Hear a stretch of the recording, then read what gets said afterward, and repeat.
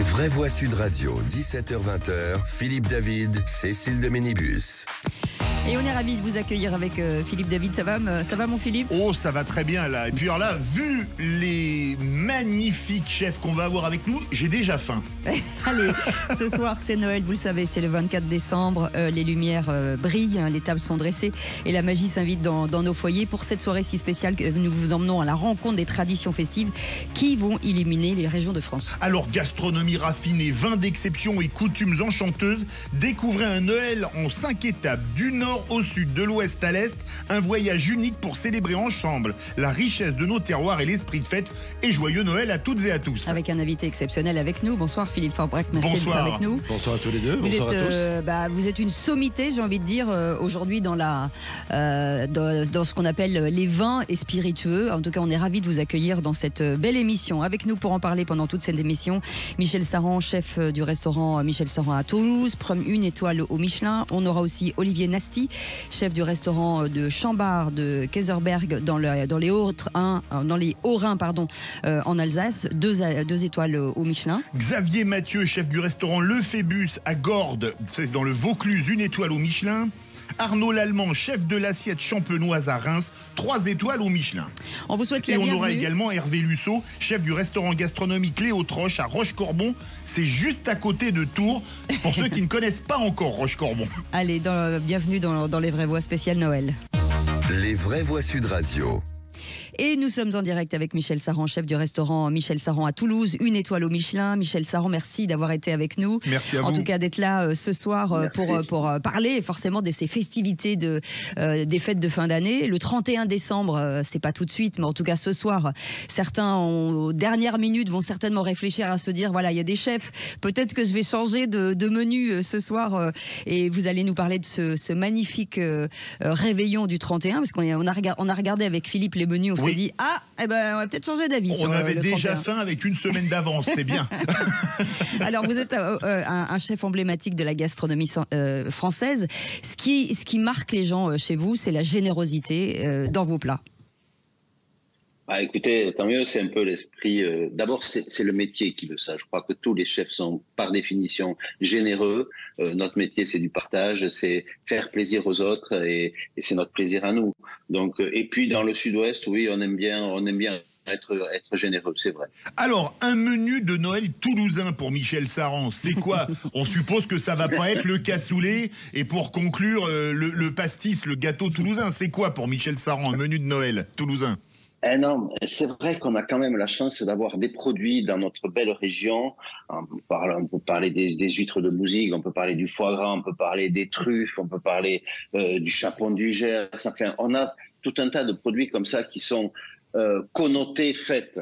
Donc, moi, j'avoue que j'ai un petit péché, ce sont les truffes. Alors, c'est vrai que c'est un produit qui est pas donné à tout le monde, mais on n'a pas besoin d'en mettre beaucoup non plus. C'est un parfum tellement généreux, ça va venir sublimer vos plats, que ce soit une escalope de foie que l'on va faire simplement griller à la braise. C'est délicieux, ça c'était une recette que faisait ma mère avec une petite râpée de truffes dessus. Oh là là. Je peux vous dire que là déjà ça y est, on est dans la fête.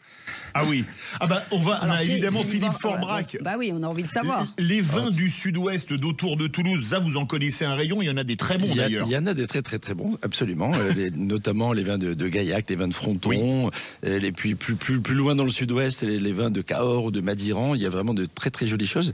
Et avec le plat qu'évoque Michel à l'instant, je serais parti, moi, sur la truffe, même sur le foie gras, sur un jurançon.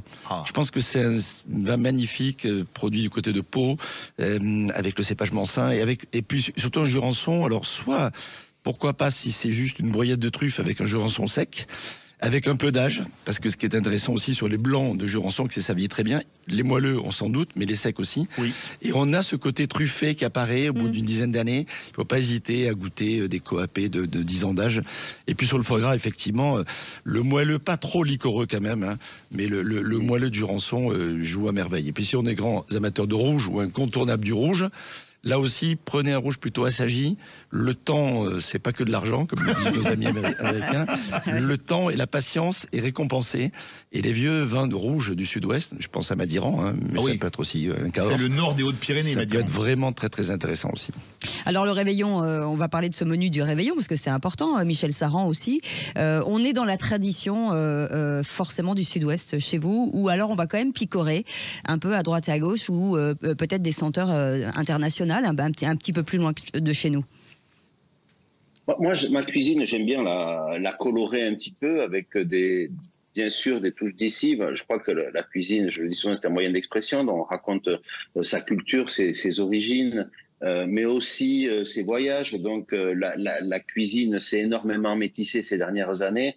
Et le foie gras, la truffe, je parlais des huîtres de Bouzigues, tout ça, les huîtres, on peut y mettre une petite râpée de yuzu, faire un tartare et y donner une connotation un peu, voilà, inciter au voyage aussi, parce que ces moments de fête, on se retrouve, surtout Noël, en famille, on a envie de partager le moment, mais aussi de se projeter, d'aller vers des destinations. La cuisine aide pas mal pour ça. À s'évader. Et là, ça change beaucoup, Philippe, sur le vin, par exemple. Dès qu'on rajoute une tonalité exotique. La condimentation intervient beaucoup sur finalement le style et le profil du goût. Donc avec une huître de Bouzigues traditionnelle, voilà, on peut servir un pic-poule de Pinet, par exemple. Ça, je trouve ça magnifique. Prenez des notes, si vous nous écoutez. Juste du côté de l'étang de Thau, d'où viennent les huîtres de Bouzigues. Absolument. Là, on est local. Si on met un peu de yuzu, etc., dans l'exotisme, on peut s'amuser, y compris d'ailleurs, si on pousse le sujet à l'extrême, sur des sakés secs, servis un peu frais. Ça peut être vraiment assez formidable également. Michel Saran, c'est pour Cécile de Ménibus, qui est beaucoup plus gourmande que moi. Un dessert de réveillon toulousain, ça peut être quoi? C'est vrai, c'est une catastrophe. Alors c'est une période où au niveau des fruits, on est tourné vers l'exotisme, là aussi. Maintenant, vous m'entendez? Oui, très bien. Allez-y, on vous a récupéré. Alors, donc, on peut partir sur des fruits, on peut aller sur l'ananas, sur les mangues qui sont très bonnes, mais si on veut éviter d'être hors saison, voilà, hors saison, c'est ça. Pour un bilan carbone négatif, on peut aussi partir sur du chocolat qu'on peut associer avec peut-être du praliné, des poires. On peut faire un dessert, on peut faire une traditionnelle bûche si on veut rester vraiment dans la tradition, et puis apporter un peu de fantaisie avec quelques éléments que l'on va mettre dedans. On peut rajouter une râpée de gingembre, par exemple, qui va venir égayer le tout, donner un peu de force, donner un petit coup de pied aux fesses à ce moment-là du repas où souvent on s'endort avant d'aller au sapin chercher les cadeaux. Un coup de pied aux fesses. C'est vous notre cadeau. C'est logique, parce qu'à Toulouse, même les bébés aiment la castagne, comme chantait un certain Claude Nougaro, Philippe Forbrac. Et Claude Nougaro aimait beaucoup les vins de Gaillac aussi. Et des fines bulles de Gaillac, par exemple, ça peut être sympa aussi en guise de fin de repas. Même si je ne suis pas un fan absolu du champagne ou des vins effervescents en fin de repas, c'est quand même un peu une tradition, et en tout cas ça donne une dimension festive au moment qui est assez remarquable. Et on oublie qu'effectivement à Gaillac, il y a aussi cette tradition de fines bulles. On va passer de Claude Nougaro à Serge Lama, qui disait dans une de ses chansons, après le café, le pouce tisane. Qu'est-ce qu'on peut mettre pour digérer un repas de Noël du Sud-Ouest? Je pense que du côté de l'Armagnac, ça doit marcher, non? Oui, là, il y a ce qu'il faut, et même le bas Armagnac, voire le Ténarès, qui est un peu plus rare et qui est très, très, très pertinent également. Ça peut apporter un peu d'originalité dans ses saveurs. Tout ça, bien sûr, avec la modération qui convient. Alors, le Ténarès, ça vient d'où? Ténarès, c'est une appellation au sein de la grande région d'Armagnac. Vous avez l'Armagnac, le bas Armagnac et le Ténarès. Et ça donne des eaux de vie avec une certaine virilité, et c'est intéressant. Il faut dormir sur place, c'est mieux. Juste un petit mot. Michel, allez-y, Michel Saran. Oui, alors moi, je suis originaire d'un petit village qui s'appelle Saint-Martin d'Armagnac, au cœur du bas Armagnac. J'adore la Ténarès, mais le bas Armagnac, qu'est-ce que c'est beau quand même. Je consens, mon cher Michel. En tout cas, merci beaucoup d'avoir été avec nous. Vous souhaite un très très bon réveillon, Michel Saran. Et bien entendu, vous êtes ouvert le 31 décembre. Vous ferez la fête avec vos clients, très heureux, parce que j'imagine que quand on va chez vous, c'est un bonheur et une fête. Et on vous souhaite d'avance une très belle année. Vous restez avec nous, la suite, puisqu'on continue ce Tour de France. Oh, l'Alsace, on va aller du côté de Kaisersberg, village magnifique à quelques encablures de Colmar. Et là, Philippe Forbrac le sait, il y a de très bons breuvages aussi là-bas et on y mange extrêmement bien. Allez, à tout de suite. À tout de suite. Les vraies voix Sud Radio, 17h-20h, Philippe David, Cécile de Ménibus. Et on vous souhaite la bienvenue dans cette émission spéciale Noël, puisque ce soir c'est le réveillon, vous le savez. Donc c'était l'occasion d'évoquer des vins, des mets, des chefs, de vous donner une idée en tout cas pour ce soir et peut-être pour le 31 aussi, avec un invité aussi exceptionnel. Direction l'Alsace, Philippe. Ouais, direction l'Alsace, on retrouve Olivier Nasty, chef du restaurant Le Champ-Bar à Kaisersberg dans le Haut-Rhin. Alors Olivier Nasty, il a tout, restaurant gastronomique, Weinstube, comme on dit en Alsace, c'est les restaurants. J'ai bien prononcé, Olivier Nasty, ça va? Weinstube, où là on déguste, alors les Français disent les Flammekuche, les Alsaciens disent Flommakucha, je crois, avec l'accent alsacien. Alors Olivier Nasty, on connaît l'Alsace pour les marchés de Noël, on pense en particulier à celui de Strasbourg. Est-ce qu'il y a des spécialités alsaciennes purement culinaires pour Noël? Alors, un peu comme dans chaque région, c'est une pléiade, déjà bonsoir à tous, une pléiade de produits en amuse-bouche, en petit apéritif. On pourrait prendre un escargot, on pourrait prendre un petit bout de foie gras, un peu de beraveka. Le beraveka, c'est un pain qui nous fait penser aux épices de Noël, un pain de fruits secs avec un peu d'anis étoilé, un peu de cannelle. Tout ça fait rêver un petit peu cette magie de Noël. Et puis ça, on pourrait faire un plat en sauce, un poisson en sauce avec un peu de Riesling, on appelle ça une petite matelote. Et puis ce que j'adorerais faire, moi, ce que j'aime faire, c'est faire un rôti, et pourquoi pas faire un rôti de biche avec du chou rouge en cocotte, un peu de la châtaigne, vous savez, ces plats qui réconfortent le soir de Noël, qu'on met sur table et qu'on partage. Et puis vous mettez cette petite pomme avec des érelles dedans, une petite sauce civée avec, quelques spätzle naturellement, et puis là on peut dire que le soir on vous réveillonnez en fête et en famille. On a envie forcément de goûter votre plat signature, la tarte fine au Münster revisité. Alors là, franchement, j'ai envie de dire, ça donne très envie. Alors Philippe Forbrac, merci d'abord de nous accompagner pendant cette émission, parce que vous êtes un peu l'autre partie artistique de la gastronomie. La partie liquide. Oui, la partie liquide. Là, on est vraiment dans une région aussi de vin. L'Alsace, c'est fabuleux. Absolument. Et puis, chez Olivier Nasty à Kaisersberg, il y a des vignerons partout autour. Ah oui, c'est la route des vins. Il est cerné. Absolument. Et puis je salue aussi Jean-Baptiste Klein, son sommelier de grand talent, qui est quelqu'un que j'admire beaucoup, qui était meilleur ouvrier de France. Oui, il y a le choix. Avec les petites entrées dont parlait Olivier Nasty un instant, il faut penser au crément d'Alsace. C'est une boisson extrêmement intéressante, avec un petit peu d'âge en plus. Ça prend ses notes un petit peu beurrées, légèrement noiseuté. Et il y a un assemblage de cépages, et notamment du chardonnay. On oublie souvent qu'il y a du chardonnay en Alsace, et dans le crément, c'est le cas. Après, bien sûr qu'avec le poisson au Riesling, la fameuse matelote alsacienne, le Riesling, c'est pour moi le grand cépage d'Alsace. C'est parmi les plus grands cépages du monde. Ça donne des vins qui savent à l'avoir faire. Plaisir spontanément, ça se garde aussi très bien. La minéralité s'affirme avec le temps, mais il y a aussi beaucoup de fruits, beaucoup de densité. C'est un vrai vin de gastronomie, le Riesling. Mais on peut, alors si on prépare un plat au Riesling, on boira du Riesling? Oui, obligatoirement? Pas obligatoirement, mais franchement, il n'y a pas mieux. Alors, quand il n'y a pas mieux, pourquoi s'embêter, quoi, finalement? Oui, et ça fonctionne très, très bien. J'ai une question pour vous, Philippe Forbrac, pour ceux qui, comme moi, ne boivent pas de vin, pour s'initier au vin, par exemple, sur des vins qui sont qui ont une typologie, qui sont très marquées quand même. On peut commencer par quoi, par exemple?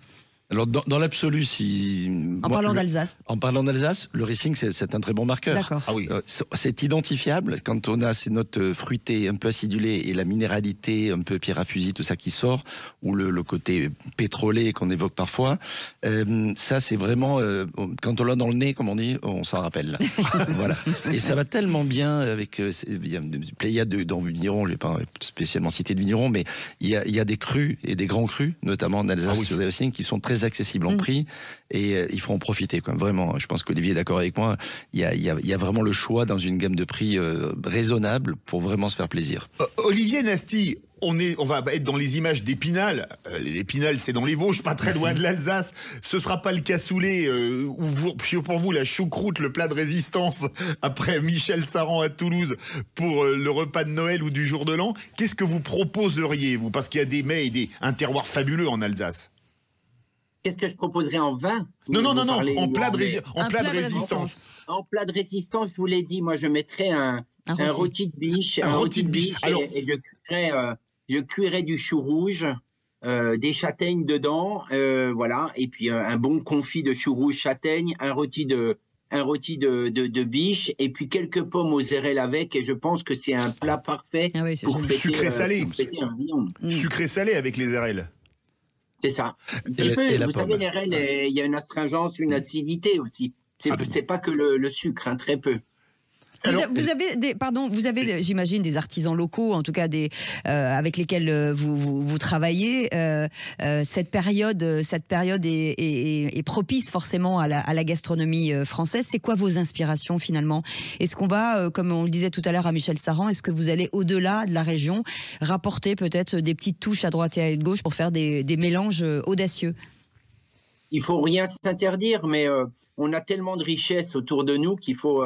je pense que de se dire, voilà, avec quelqu'un, toute l'année, on a travaillé avec un artisan, avec quelqu'un qui vous fait des légumes, on a travaillé dessus et arrivé au moment, on explique à nos clients que, voilà, ça a été cultivé, ça a été récolté de telle façon, l'histoire est juste magnifique. Et je pense que c'est là qu'il faut accentuer la proximité, l'artisanat, enfin, tous les gens qui travaillent à côté de nous. Par contre, je suis d'accord avec vous, il y a des moments, on n'a pas le bon produit, c'est pas la bonne saison, donc là, il faut pas s'interdire d'aller chercher la truffe noire, elle n'est pas alsacienne, bien que on commence avec le réchauffement climatique à trouver quelques cultures de truffes en Alsace, mais Michel tout à l'heure disait, ça peut être un peu cher. Non, si vous en prenez quelques grammes par personne, c'est vraiment la fête, c'est le soir où il faut la mettre, c'est la fête et c'est raisonnable. Pour 20 ou 25 euros, vous pouvez avoir raisonnablement de la belle truffe sur votre plat. Olivier Nasty, quel dessert? Il y a un dessert alsacien, on connaît le Kuhglof, bien évidemment. Ça peut se servir un soir de réveillon ou pas? Pourquoi pas, un Kuhglof glacé, oui. Vous savez, c'est bon. Un appareil à bombe, là, et puis vous mettez un petit peu de marc de Gewürztraminer dedans, des raisins de Corinthe, et puis voilà, vous le mettez, mais... Moi, j'adore ce plat, j'adore la forêt noire, quand elle est bien imbibée, avec les griottes, avec le chocolat, la crème fouettée. Quand elle est bien faite, c'est un régal. Vous n'avez pas besoin de faire beaucoup plus, quoi. Et encore une fois, c'est un plat de partage, vous le mettez sur table et vous le partagez en famille. Et ça, pour moi, c'est très important, la fête. Philippe Forbrac, il y a un vin alsacien que j'ai eu la chance de déguster, qu'on appelle en alsacien le Eiswein, le vin de glace. Oui, est-ce que ça... Oui, il y en a très peu en Alsace, mais oui, ça existe. Et est-ce que ça irait bien avec un Kuhglof glacé ou avec une forêt noire bien imbibée? J'ai beaucoup aimé le bien imbibé d'Olivier Nasty. Oui. Notamment le Gewürztraminer. Alors, déjà, avant le Eiswein, il y a des vendanges tardives, il y a des sélections de Grenoble, et rarement du Eiswein. C'est vrai que l'évolution du climat fait que le Eiswein en Alsace, ça va devenir compliqué. Ah oui. Et parce qu'il faut vraiment que ça gèle pendant un certain temps, à tel degré, etc., pour déclarer un Eiswein. Donc c'est très rare. Moi, je voulais revenir aussi sur la biche, parce que Olivier, c'est un grand spécialiste du gibier. Il vient de faire un festival du gibier il y a quelques semaines, qui a eu un grand succès comme chaque année. Et son filet de biche, dont tu nous as parlé tout à l'heure, c'est juste les effluves nous remontent là, ce soir. Et il y a aussi surtout de grands rouges en Alsace. Aujourd'hui, il y a des pinots noirs qui sont remarquables. C'est vrai que c'était un peu l'enfant pauvre de l'Alsace pendant longtemps. Oui, il y a du rouge ou du rosé, etc., avec du pinot noir. Aujourd'hui, l'évolution du climat fait qu'on arrive à avoir une très belle maturité sur les grumes du cépage de pinot noir, et donc des vins qui sont de plus en plus présents gastronomiquement parlant et qui répondent justement très très bien aux exigences d'un plat du style de ce filet de biche. Et Philippe Forbrac est forcément notre invité qui est avec nous, Olivier Nasty. Est-ce qu'on peut dîner en Champagne? Est-ce que tout à coup, sur des mecs qui sont à fort caractère comme ça, est-ce que ça se fait? Oui, bien sûr. Alors, si on dîne au Champagne, soit on prend un champagne pour l'ensemble du repas, et là, il vaut plus salé sur un blanc de noir, donc un champagne ou un crément d'Alsace, d'ailleurs rosé, ou en tout cas élaboré avec des cépages rouges. Si on veut varier les plaisirs, il faut commencer avec du blanc de blanc, éventuellement non dosé, c'est-à-dire le plus sec possible. Goûter sur le plat principal, effectivement, un blanc de noir avec un peu plus de densité et voire un peu plus d'âge. Et terminer, pourquoi pas, avec un champagne ou un crément rosé qui souvent est très de circonstance avec le dessert. Olivier Nasty, aujourd'hui, beaucoup de plus en plus, on fait un double plat de résistance quand on a un grand dîner, donc on est plutôt poisson et plutôt viande. Est-ce que ça se fait? Est-ce qu'il y a des poissons qui se marient bien avec la biche, par exemple? Alors, avec la biche, plutôt compliqué, mais je vous ai parlé tout à l'heure, on a parlé de la choucroute. Pourquoi pas mettre un très peu de choucroute, et puis on connaît les quenelles de brochet, on connaît les truites, on connaît voilà, tous ces poissons d'eau douce qui sont très goûteux. On le mettrait sur un lit de choucroute avec une sauce Riesling matelote. Ça, c'est un plat qui viendrait avant la biche, mais qui se marierait avec la viande. C'est un peu compliqué quand même. Non, un plat avant. C'est-à-dire qu'un plat de poisson, puis après un plat de viande, en fait. C'est Moi, ça. je mettrais avant, garder un bon brochet avec une sauce matelote. Vous allez vous régaler, un petit lit de choucroute. Bien confit en cocotte comme ça, et vous allez vous régaler. Merci Olivier Nasty. Vous avez retenu, hein, la forêt noire bien imbibée. C'est comme Monsieur Duss, le planté de bâton, Cécile de Ménibus, la forêt noire bien imbibée. En tout cas, Olivier Nasty était avec nous, chef du restaurant Chambard à Kaiserberg, dans les Haut-Rhin, en Alsace, et on vous souhaite un très bon réveillon, bien entendu. Vous restez avec nous. À vous également. On change de région dans un instant. On devrait aller du côté du Vaucluse, à Gordes, et après on partira du côté de Tours, et on finira à Reims en Champagne. Allez, c'est parti. Les vraies voix Sud Radio, 17h-20h, Philippe David, Cécile de Ménibus. Bienvenue dans cette émission spéciale avec le meilleur sommelier de France, Philippe Forbach, qui est avec nous. Du monde, pardon. Merci d'abord, et ensuite du monde, de France, du monde. De l'univers. On est ravis de vous accueillir parce qu'on sait le talent, en tout cas, de votre travail au quotidien. Et avec voix de Sud Radio tous les week-ends. Exactement, c'est bien de le... In vino avec Alain Marty. Avec Alain Marty, Absolument. exactement. Ce soir, c'est Noël. On est aujourd'hui à peut-être 1 heure du réveillon, et les chefs se suivent les uns derrière les autres. Et direction Gordes avec vous, Philippe. On passe directement au Luberon avec Xavier Mathieu. Une étoile au Michelin. Bonsoir Xavier Mathieu. Bonsoir Xavier Mathieu. Bonsoir à toutes et à tous. C'est un plaisir d'être avec vous, en tout cas, pour ce jour de Noël. Plaisir partagé. Bah oui, alors avec vous, on est vraiment dans les saveurs méditerranéennes et provençales. Là, on est dans certainement des plus beaux villages du monde, tellement Gordes, c'est exceptionnel. Ah oui, Gordes, c'est vraiment un lieu à découvrir pour ceux qui ne connaissent pas. Un tout petit village pittoresque qui transpire la Provence, tout comme mon accent, on peut entendre d'ailleurs. Ça nous avait pas marqué. Niché sur une falaise. On a cru que vous étiez à Dunkerque, mais bon. Je peux pas vous mentir, là c'est compliqué pour moi. Si je dois mentir, c'est impossible. Alors, directement sur votre plat signature, parce que vous avez un plat, la bouillabaisse revisitée. Faites-nous déjà rêver sur ce sur ce menu, en tout cas sur ce plat vraiment atypique. Ben ça, c'est un plat que l'on prépare pas en cette période. Non, bien sûr que non. À une autre saison, mais revisiter, oui et non, c'est un mot revisité. Le mot revisité veut dire ce qu'il veut dire, bien sûr, mais je dirais plutôt comment vous dire, il s'agit pas de transformer et de modifier les traditions et ce qu'on attend d'un plat, si ça s'appelle bouillabaisse ou soupe au pistou, non, ça doit être ce que ça doit être. Mais après, il est vrai que chaque chef, forcément, y apporte sa personnalité, y apporte sa... c'est sublimé en fait. C'est sublimé. On ne peut pas faire un plat sans y mettre de sa personne. Vous savez, on va prendre 10 chefs différents, vous allez leur donner aux 10, vous faites cette recette-là, chacun vous faites la soupe au pistou avec les mêmes ingrédients, vous aurez 10 soupes au pistou différentes. Parce que c'est une expression, on exprime sa personne, son état, sa personnalité. Voilà, la cuisine, c'est une expression, voilà. Donc forcément, le mot revisiter, pour moi, n'est pas vraiment le mot adapté. C'est plutôt, chacun fait son interprétation d'un plat. Philippe Forbrac, mais c'est intéressant. Les vins dans le Luberon, là, il y a quand même du lourd. Il y a de quoi faire. Mais pardon, je rebondis sur ce qu'il dit. Juste avant vos vins, Philippe, je dis, est-ce que ça veut dire que dans cette petite sublimation de chaque chef, ça veut dire qu'on peut apporter un vin différent sur le même produit ? Absolument. On goûte, on ressent, et finalement, peut-être qu'avec la bouillabaisse revisitée, entre guillemets, de Xavier Mathieu, on a envie d'un blanc du Luberon. D'accord. Mais peut-être qu'avec un autre chef, on peut aller sur un blanc de Cassis ou un blanc de Châteauneuf-du-Pape si on a besoin d'un vin blanc avec un peu plus de matière, par exemple. Plutôt blanc, d'une façon générale quand même si le rosé peut être aussi intéressant. Oui.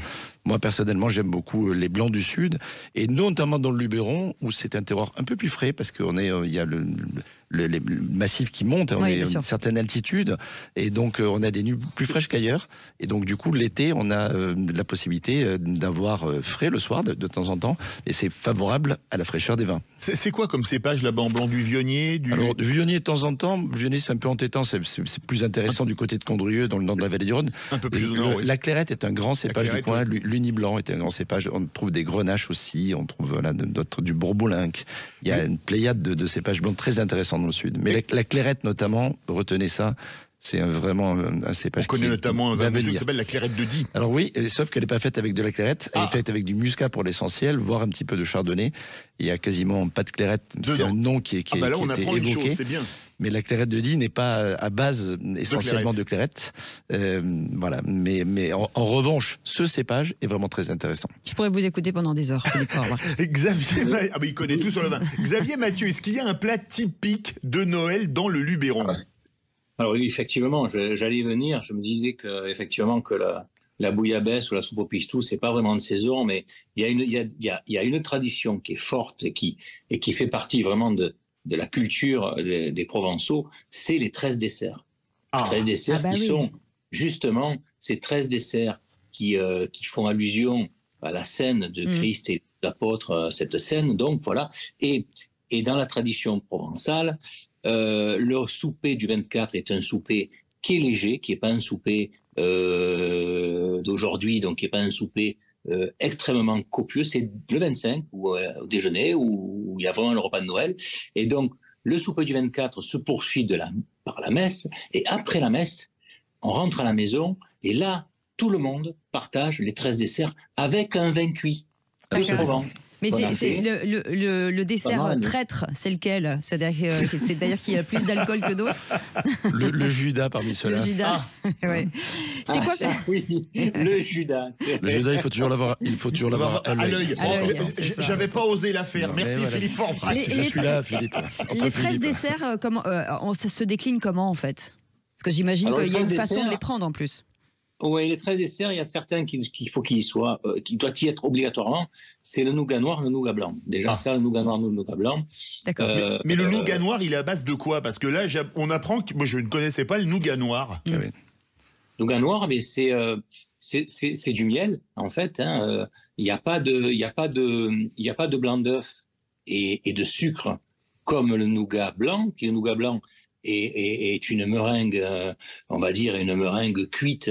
Et on monte la température du sucre assez fort pour qu'il ne colore pas avant qu'il colore, mais pour qu'il apporte cette texture qui après, quand le nougat sèche, devient pas collant, mais enfin il y a de la teneur. Et beaucoup. Et ensuite c'est les noix, enfin c'est les amandes, les fruits secs, les noisettes. Voilà, on y ajoute tout ça, des pistaches, pourquoi pas, un petit coup de sel, c'est pas mal, dans le sucre aussi. Bon, et le nougat noir, c'est une base de miel. C'est seulement du miel qui est caramélisé et qui donne cette couleur. Et pareil, on a aussi tous ces mendiants, les noisettes, les amandes, etc. Donc, nougat noir, nougat blanc, indispensable. Ouais. Ensuite, les fruits secs, aussi des fruits frais, clémentine, raisin, les fruits frais qu'on trouve à ce moment-là. Ensuite, alors par rapport aux endroits, alors si on va, il y a un petit village qui s'appelle Apt, certains connaissent, bien sûr. Spécialité à la base, Apt était la capitale des fruits confits. Aujourd'hui, on fait des fruits confits ailleurs, à côté, aux alentours d'Apt, à Saint-Rémy-de-Provence, etc. Bon, mais quand on est dans cette région, le fruit confit aussi, le beau fruit confit, est bienvenu, bien sûr. Ensuite, on n'est pas loin de Marseille, bien sûr, on est dans le sud. Les navettes, bon, c'est pas le moment. Les navettes, c'est à la période, on les fait en général à la période de la Chandeleur. Mais on peut y avoir des navettes. On a Aix-en-Provence, on a les calissons. Ah bah oui. Donc vous voyez, déjà, on va très vite à une 10, 12, 13. Alors c'est pas 13 desserts, je dirais, travaillés, c'est pas 13 bûches, hein, attention, mais 13 choses différentes pour que la tradition perdure, tout simplement. Pareil pour le vin, Philippe. Pareil pour le vin. Alors, Xavier a parlé tout à l'heure du vin cuit, qui est une rareté provençale, et on en produit essentiellement du côté de Palette. Oui, c'est un vin qui est élaboré à partir du jus de raisin qu'on fait réduire à la flamme dans un chaudron initialement. Après, on fait un pied de cul pour pouvoir faire fermenter cela. Ça donne un vin très très original, avec des saveurs en alcool. Oui et non. 14-15 degrés. Non, pas nécessairement. Il y a surtout une bonne sucrosité et une très belle acidité derrière pour pouvoir équilibrer l'ensemble. Si on n'a pas du vin cuit, qui est quand même une rareté, hein, c'est pas facile d'en trouver, on peut aller sur un muscat, pas très loin du coin de Xavier Mathieu. On a des muscats de Baume de Venise, par exemple, qui est un terroir béni des dieux, au pied de ce fameux géant de Provence qui est le Mont Ventoux, dans le secteur des dentelles de Montmirail. Ça, c'est un vin. Et il y a très rare, mais très intéressant, le muscat de Baume de Venise rosé, voire rouge, parce qu'on connaît le blanc, mais la variété, je pense à ce que fait Alain Ignace, par exemple, parmi les rares qui en font, c'est vraiment formidable. Eh ben, ça donne très envie. Merci en tout cas mille fois d'avoir accepté notre invitation en cette soirée de Noël, Xavier Mathieu, chef étoilé renommé. Le restaurant s'appelle le Phébus. C'est à Gordes, c'est magnifique dans le Vaucluse. De toute façon, j'ai envie de vous dire, dans toutes les régions, tout est beau. Mais dans le Vaucluse, il y a beaucoup de choses où, enfin, c'est difficile de trouver quelque chose qui n'est pas joli. Hein. C'est un peu compliqué. Merci en tout cas mille fois. On vous souhaite un très très bon réveillon. Pour Noël. Et on viendra. On va faire le tour de France avec Philippe. Allez, dans un instant, on ira à Rochecorbon, à côté de Tours, et à Reims, capitale de la Champagne. Bah là, il y a encore des trucs à dire. Allez, à tout de suite. Ça va faire des bulles. Les vraies voix Sud Radio, 17h-20h, Philippe David, Cécile de Ménibus. Et après avoir traversé pas mal de régions depuis une heure avec Philippe David... C'est le Tour de France, mais moins difficile qu'à vélo. Moi, j'avoue, j'adore le cyclisme, mais je préfère celui-là. Philippe Forbrac est toujours avec nous, meilleur sommelier du monde. Et merci en tout cas de nous accompagner pendant cette émission. Et direction, c'est à côté de Tours, ça s'appelle Rochecorbon. Bonjour, merci d'être avec nous. Ce sont les Hautes-Roches. Avec nous, Hervé Lasso, qui est le chef. Bonjour. Bonjour. Bonsoir, Jérémy Aguero, qui est le directeur général. Merci d'avoir accepté notre invitation. Alors, un petit mot sur cet hôtel, parce que c'est un hôtel troglodyte, et c'est le seul hôtel troglodyte en France. Oui, exactement. Bonsoir à tous. On est à quelques minutes de réveillon, donc on va aussi, toutes les équipes sont prêtes.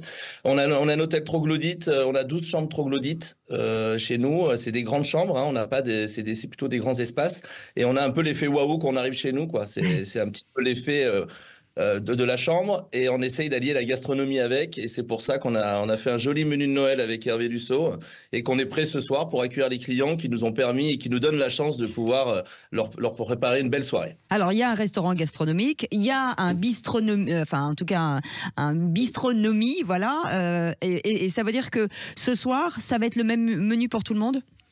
Oui, ce soir, on va faire la fête tous ensemble. Toute l'année, normalement, on a un bistrot et un gastro, ce qui nous permet d'avoir deux offres très sympas, et qui souvent, les gens préfèrent le bistrot et après vont au gastro. Ça permet d'avoir ça pour nos clients. Mais ce soir, et pour le 31, on va mettre tout le monde ensemble, un joli menu, et on va tous faire la fête ensemble. Alors, on va parler du menu de Noël. Un menu de Noël tourangeau. C'est quoi, Hervé Lusso ? Bonsoir à tous. En fait, en Touraine, on n'a pas des spécialités spécifiques. Nous, on va plutôt respecter la tradition française. Hein.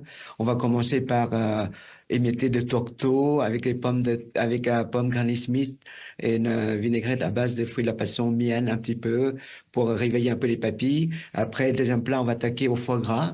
Foie gras comme Noël, là, tout le monde aime le foie gras. Bien sûr. Mais foie gras poché, puis à vapeur. Avec une feuille de chou, je mettrai une farce fine de volaille aux truffes et je mettrai le foie gras d'élan dedans et je vais cuire ça à la vapeur et sur un petit toast de pain brioché, un petit jus volaille au jus de canard aux truffes. Oh là là, alors, attendez, attendons pour le dessert. Philippe Forbrac. Ça commence bien. La Touraine, pour les vins, il y a de tout, du blanc moelleux avec le coteau du Layon, il y a du vin pétillant avec le champagne, vous avez du rouge avec le saumur champigny, du rosé avec le cabernet d'Anjou, c'est fabuleux. Champagne peut-être, mais surtout crément de Loire. Crément de la Loire, etc. Ouais, oui. Enfin, il y a des fines bulles en Loire, c'est pas ce qui manque du tout. Et en effet, pour commencer, je pense qu'un joli Vouvray effervescent sur le tourteau, ça va le faire. Roche-Corbon, c'est en plein cœur de cette appellation et c'est vraiment, vraiment très intéressant. Ensuite, sur le foie gras, on peut monter un peu l'intensité sans aller trop sur la sucrosité parce qu'on est encore au début de repas. Oui. Mais ils ont la magie dans la Loire. Pourquoi ça coupe trop sucré tout de suite? Trop sucré tout de suite, ça alourdit un peu le palais. Il faut laisser justement le palais s'éveiller. Après, il faut quand même résister à l'intensité du foie gras, de sa farce fine de volaille, la truffe, etc. Et là, on peut aller le Chenin a cette capacité d'abord à donner des vins de style très différents et il y a un niveau, j'allais dire qu'on appelle les secs tendres, c'est-à-dire avec un petit peu de moelleux mais en gardant de la fraîcheur et ça va très très bien à mon avis sur ce type de préparation de foie gras. Mais là on est sur du blanc. On est sur du blanc et ça marche très bien, je pense. Donc moi je commencerai avec soit un crément de Loire, soit un Vouvray pétillant et puis après un Montlouis par exemple, un sec tendre de Montlouis. C'est juste à côté d'ailleurs de Roche-Corbon. Absolument, juste en face, de l'autre côté. Donc il y a vraiment, on est dans un terroir, on est pris en tenaille entre deux belles appellations, Vouvray et Montlouis, et mon Dieu que la Loire est belle. Ça rappelle une chanson de Jean Ferrat. Absolument, oui. Hervé Lusso, la suite, parce que voilà, là on s'est arrêté au foie gras, mais il y a forcément une suite. Bien sûr, après on attaque les Saint-Jacques, mais le plat quand même, c'est le chapon fermier du pays de Racan. Et avec quoi? Alors on va les servir avec un millefeuille de légumes de racines et des châtaignes. Et tout ça arrosé avec un petit jus de rôti et sauce à base de crément de Loire truffé. Oh là là là là. Alors ça fait ça fait poisson viande. Oui, poisson. On peut s'amuser et continuer sur un blanc. Il faut aller chercher un peu plus d'âge et une densité. Donc on peut avoir ça de nouveau du côté de Montlouis de Vouvray.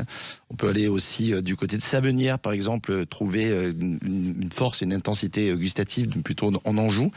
Ou alors goûter un rouge, pourquoi pas. Là aussi, il faudra être patient et pas goûter des vins rouges trop jeunes, parce qu'avec le chapon, il faut pas des tanins, donc des rouges trop virils. Un rouge de la Loire, c'est bien. Oui, mais avec un peu d'âge. Et pas hésiter, notamment, on peut goûter des saumures champigny, des Bourgueil ou des Saint-Nicolas de Bourgueil. Il y a quelques vignerons, je pense à la Médeline Boucard, par exemple, qui ont des millésimes anciens et aller choisir au minimum 10 ans d'âge. Ça vaut la peine. C'est le soir où il faut en profiter, quoi, de ces vins un peu de légende avec le temps qui passe. Et pour le dessert, là, un petit dessert de réveillon tourangeau. Ou peut-être lait dessert. Oui. On sait pas. Au diable l'avarice. Il n'y en aura peut-être pas 13 comme dans le Luberon. Non. On a créé notre bûche de Noël. Notre propre bûche de Noël. C'est-à-dire, faites-nous rêver. À base de chocolat, caramel et des noisettes caramélisées pour la bûche. Et avant la bûche, on fait un parfait glacé au marron avec émulsion de whisky dedans pour mettre en appétit avant d'attaquer la bûche de Noël. Fabuleux. Et donc cette bûche de Noël, forcément. Là, on a de très grands liquoreux dans la Loire. Là aussi, le Layon, les quarts de Chaume, les coteaux de Lebance, ou les Vouvray. J'ai goûté, moi, la chance d'avoir goûté des Vouvray d'un siècle quasiment d'âge. Un siècle. Mais oui, mais ça résiste au temps. C'est fantastique. En vin pétillant. En moelleux, en liquoreux. J'ai un pétillant qui tient un siècle, ça me paraissait. Le chocolat, c'est particulier avec le vin. Oui, si c'est très très marqué par le goût, par la l'amertume, notamment du chocolat, Oui.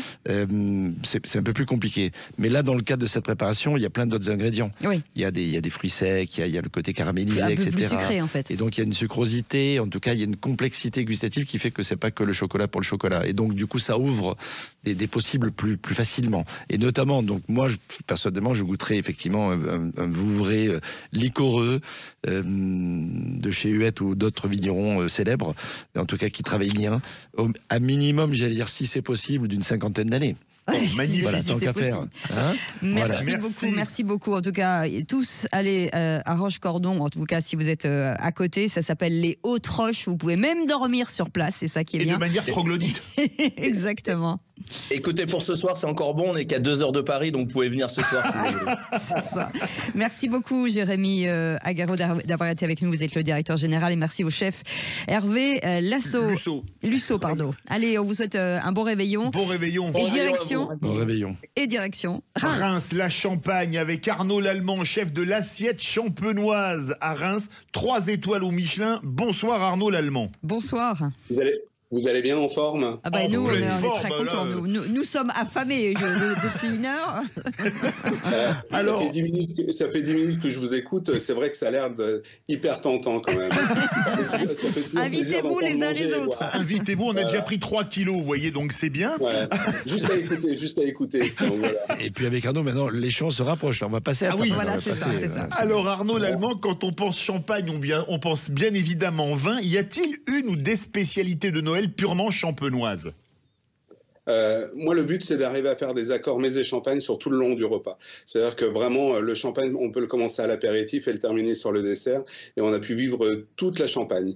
Donc, quand je dis toute la Champagne, ça peut être aussi bien les effervescents de la Champagne, avec les différents cépages, ou les différents millésimes, ou les différents coteaux, les différents villages, ou quoi que ce soit. Et après, on peut aussi avoir les vins blancs et les vins rouges tranquilles de la Champagne, ce qu'on appelle les coteaux champenois blancs, les coteaux champenois rouges. Donc, c'est vrai qu'on a une diversité en Champagne qui est assez forte, même si le champagne est essentiellement connu grâce à ses bulles. Mais c'est d'arriver à faire des repas qui vont entièrement sur le champagne. Ça, c'est quand même extraordinaire, faire un menu de l'entrée au dessert en champagne, blanc, rosé. Oui, blanc rosé, et puis des rouges en coteau champenois. Et on peut même rajouter, mon cher Arnaud, un peu de ratafia pour terminer le repas. Ah, ça, c'est bon, le ratafia. Sur certains desserts, et ça fonctionne très bien. C'est une grande spécialité également champenoise. Le but, c'est d'arriver vraiment à s'amuser donc avec toute la Champagne. Donc, on peut prendre, si on est à la maison et qu'on a un joli magnum qu'on veut profiter pendant tout le repas, c'est de prendre ce magnum-là avec avec son cépage, avec son année, son millésime, son vigneron et tout, et dérouler tout un menu dessus. Donc, on adapte les plats par rapport au champagne qu'on a choisi. Ou si à la maison, on a 5-6 champagnes qu'on veut faire goûter à nos invités, c'est de faire des plats qui vont en fonction de chaque champagne. Entre un chardonnay, un pinot noir, un pinot meunier. Quoi par exemple, chef? Quoi par exemple? Là, en ce moment, on aime bien commencer les repas avec une Saint-Jacques de Bretagne rôtie juste comme ça au dernier moment à la plancha et tout.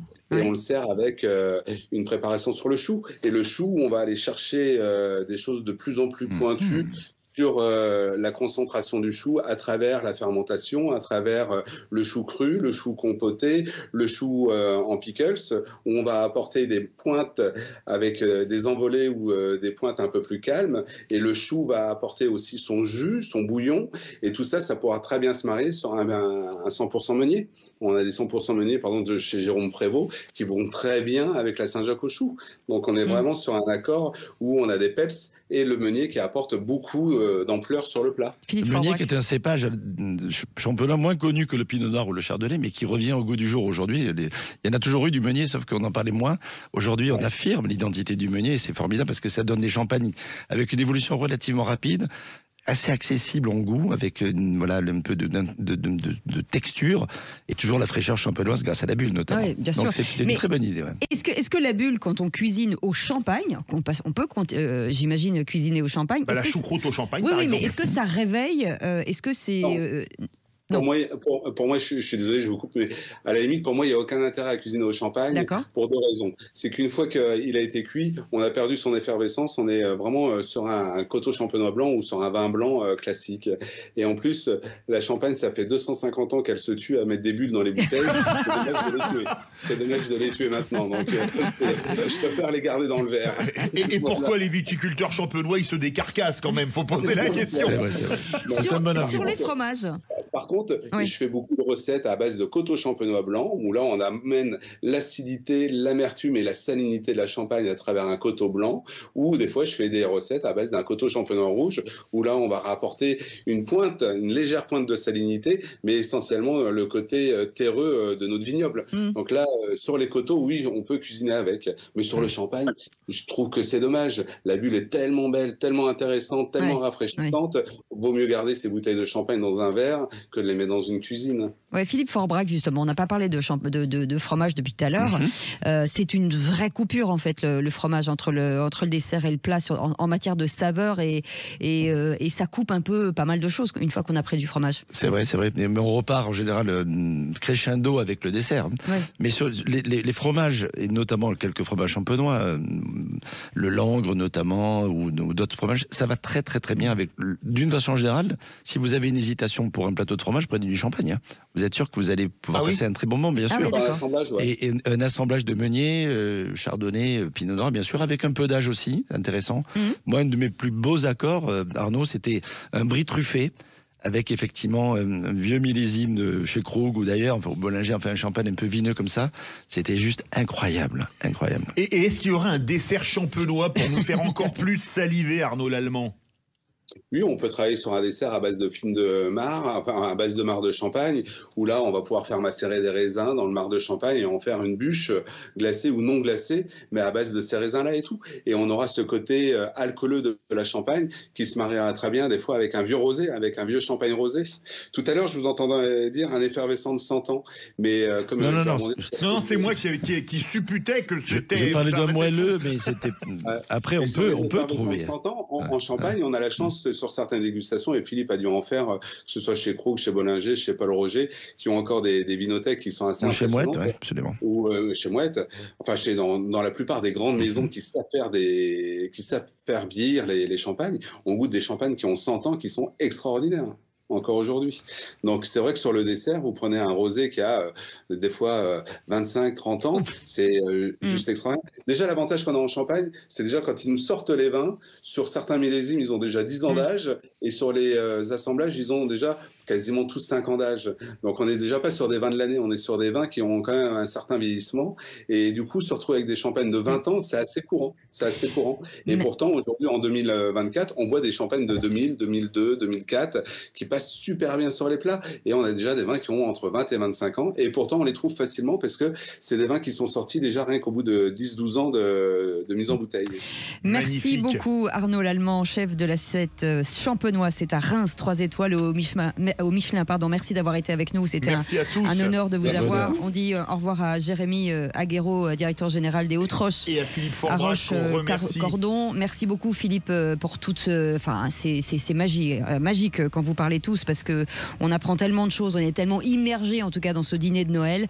On vous souhaite forcément un très bon réveillon. On est ravis en tout cas si ça a changé un petit peu votre menu. On en est désolé parce que pour ceux qui préparent. Nous on se retrouve demain 17h pour les vraies voix. J'espère avoir récupéré, parce que déjà là j'ai commencé la digestion sans avoir commencé à manger. On dîne ensemble ? Oh, si vous voulez. Allez, on dîne ensemble. On emmène Philippe Forbrac. Merci en tout cas, passez un très bon réveillon et à très vite.